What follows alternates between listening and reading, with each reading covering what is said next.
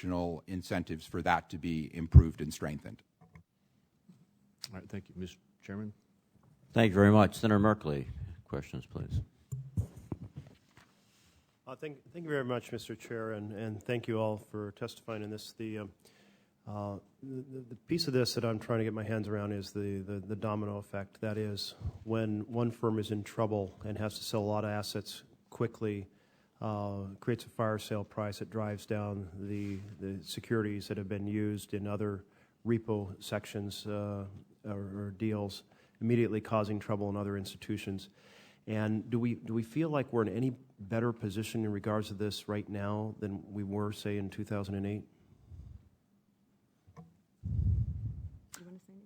Sure. I mean, I think as emphasized in the FSOC report, as we've emphasized in various other fora as well, this remains a very real concern. So we would certainly recognize the tremendous progress that has been made and will continue to be made on the intraday settlement issue.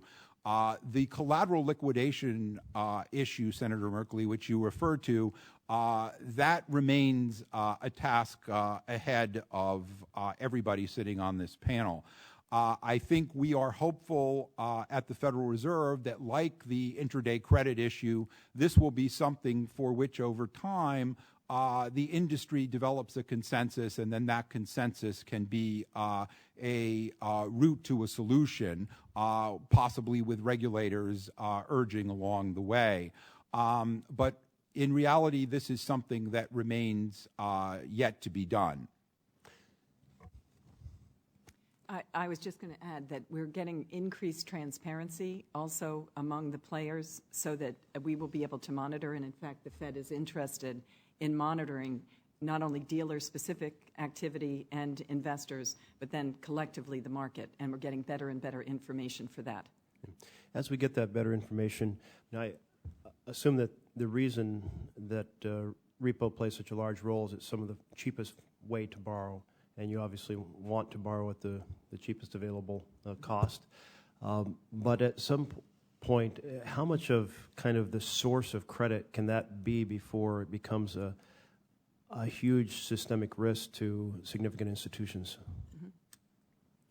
I would say that that's another aspect that all of us are looking at, which is should dealers have limits on the amount that they can actually extend during the day.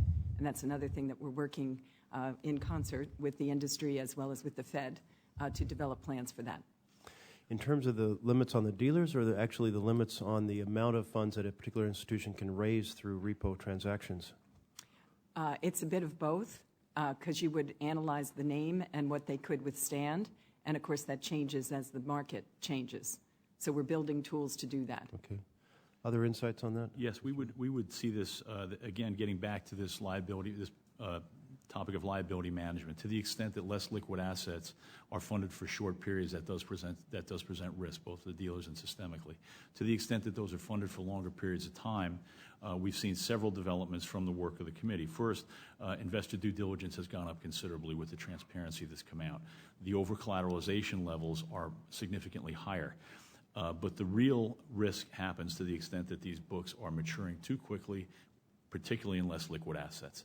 So as dealers are funding for longer periods of time because the reduction of intraday credit is taking place, it does require that the books are termed and staggered with a focus on less liquid assets.